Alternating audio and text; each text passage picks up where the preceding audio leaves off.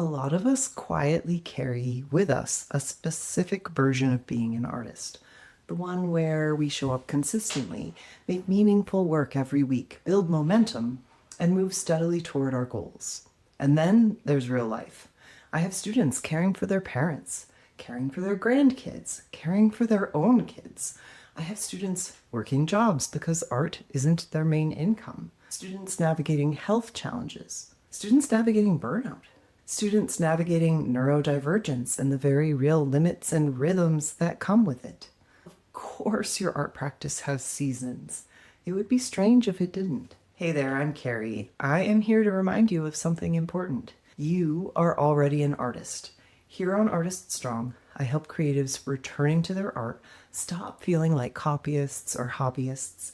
Instead, they start creating their first real series of artwork, work that reflects who they are and what they care about. If you're ready to reclaim your creative time, get support, and finally draw and paint with your own unique voice, I'm here to help.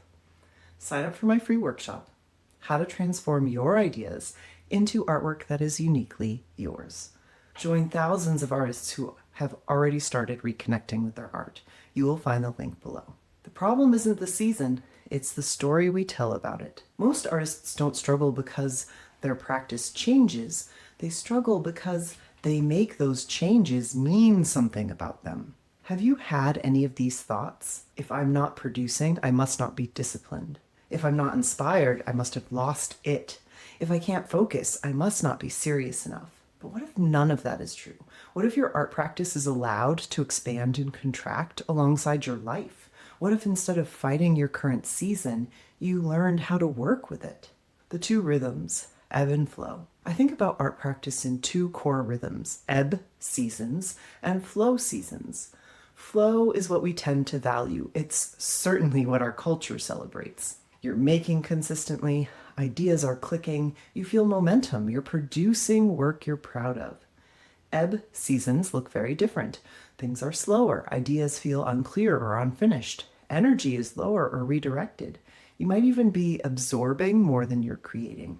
But here's the thing, ebb seasons are not empty. They are where ideas develop, where experiences deepen, and where your perspective quietly changes. They just don't always look productive. It doesn't have a pretty painting at the end of it waiting for its Instagram reveal. But it's the beginning of work that reflects you and what you care about. A story from my own practice. I had a solo show while I was pregnant, and I knew my life was going to change after the birth of my first child. I didn't know I was going to have the baby the same week the pandemic hit North America. A lot of my life went on pause. I still created work during that time. I explored a few ideas, even applied for things, but nothing really stuck. I started projects I'm still working on today, but I didn't finish any of those series, and every idea I submitted for local grants and exhibitions in Houston was rejected. A few years earlier, that would have been the confirmation I needed to give up on my art. Now it feels different. Instead, it feels like a challenge to go deeper and to push my ideas further. It didn't hurt to hear my applications were strong when I asked for feedback either. Past me would have been too scared to even ask and fear that I would hear, "You just aren't good enough." Since moving to Canada, first to BC and then to Alberta, something has shifted again. My kiddo is more independent, and I've had the space to start new work, ideas that are really challenging me, and the way I show up as an artist. It's exciting and uncomfortable because nothing is guaranteed. But finding grant and exhibition opportunities that actually interest me has pulled me back into the work in a more serious way. I'm making pieces that feel like a stretch. I've even picked up paint again after almost 6 years of focusing mostly on colored pencil. After my solo show, I remember feeling a little lost, like I was supposed to know what the next big project was. But I don't think it works like that. I have to test ideas, start new series, follow what holds my attention, and, important for this recovering perfectionist, let some things go. It's always in the doing that I find my way into the next idea. When life disrupts your practice, there are seasons that don't just slow you down. Instead, they are the interruption. Moving, new parenthood, health challenges, major life transitions. I had a gap right in the middle of moving that made it incredibly hard to get back into my art. I finished one of my embroidered works, but had no plans and no designs ready for my next drawing or my new embroidery. Momentum is fragile, and without a plan in place for new work or starting some other work before completing that embroidery, I came to a screeching halt. When momentum breaks, it can feel like you're starting from zero. I constantly hear thoughts in my mind during breaks like, do I still know how to do this? What if I forgot everything I learned? Maybe I don't know how to paint anymore. If you felt that, you're not alone. Practical strategies for different seasons. Instead of expecting yourself to maintain the same practice year-round, what if you had different practices for different seasons? Busy life seasons. This is when your time is limited and unpredictable. Instead of asking, how do I do more? Ask, where is time already leaking? Scroll time is the easiest place to start. I get this wonderful little notification every week from my Apple phone telling me how much time I've spent on it. What's yours tell you? Try this. Keep a small sketchbook within reach at all times. Replace one scroll session a day with 10 minutes of drawing. Set a low bar, one page, one study, one idea. I will endlessly shout from the rooftops about the benefits of a small near-daily practice. This is the kind of thing I try to do most days. And when life is really full, it is the small thing that keeps my hands in my art. These moments add up. I've mentioned it several times in different videos, how I have a lovely little sketchbook filled with non-dominant hand drawings from that very practice. Let's look at the busy moments of our lives differently. Doctor's offices, waiting in the car, grocery lines. I keep thinking I should bring a sketchbook to draw while my child takes ice skating lessons. The goal isn't perfection, it's called creative practice for a reason. Continuity helps foster momentum when you do return to your seasons of flow. Ebb seasons. This is where a lot of artists get stuck because it feels like nothing is happening. It often lacks the feeling of resolution because it's not about finishing an artwork or series. And even when we might finish something, the momentum isn't there. But this is where you build depth. Try this. Collect instead of create. Images, ideas, phrases, questions. Write about your work instead of making it. Revisit old pieces and ask better questions about them.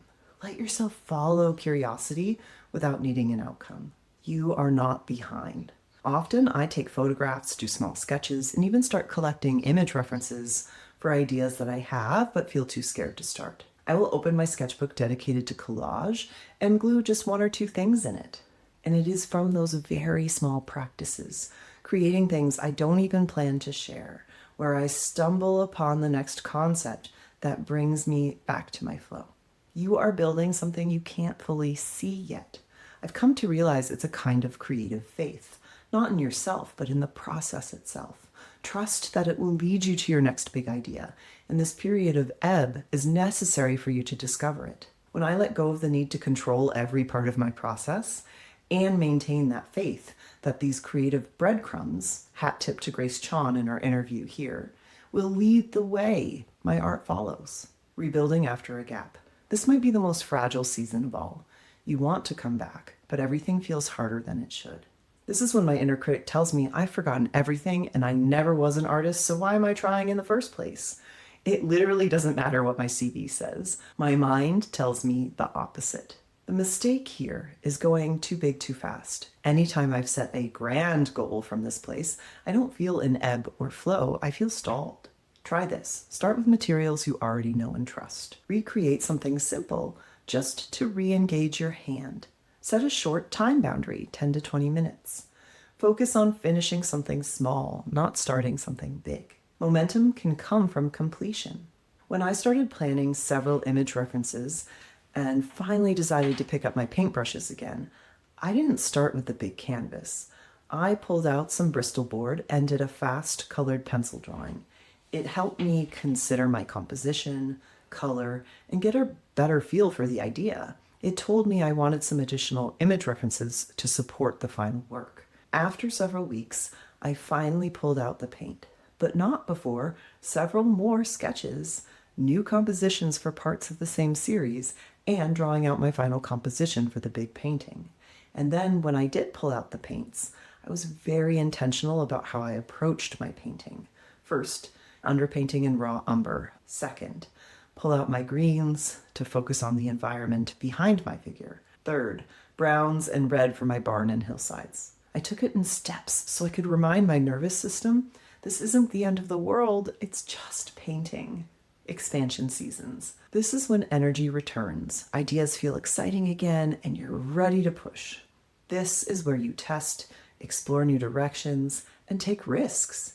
After many years of feeling in ebb, I feel like I'm on the edge of being in flow again. It feels flippin' wonderful, exciting, and almost a little scary. I can't stop thinking about my art. I'm thinking about new compositions, new environments to place my figures, and new combinations of different media. But I'm not here because I have a full plan. I'm here because I got curious about an idea and I investigated it.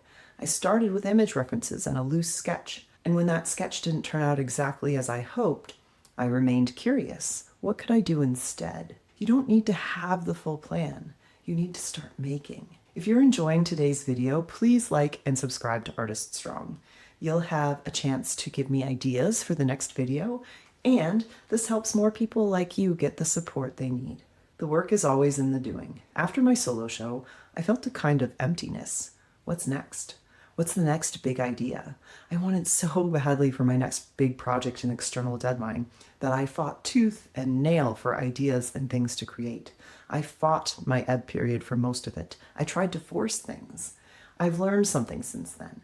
You don't think your way into your next series. You test ideas. You follow threads. You make things that don't go anywhere. And somewhere in that process, something clicks. I've literally stumbled into new ideas by researching others. You work your way into it. A question for you. What season are you in right now? Busy? Ebb?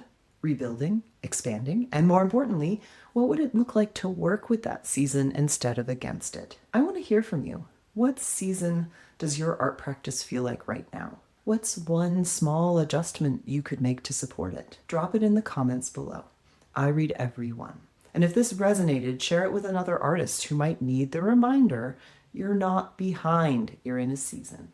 If you want guidance on navigating these seasons of creativity, sign up for my free workshop, How to Transform Your Ideas into Artwork That Is Uniquely Yours, where I offer examples of small, near daily practices for your art. You will find the link below. As always, thank you so much for watching. Remember, proudly call yourself an artist. Together we are Artist Strong.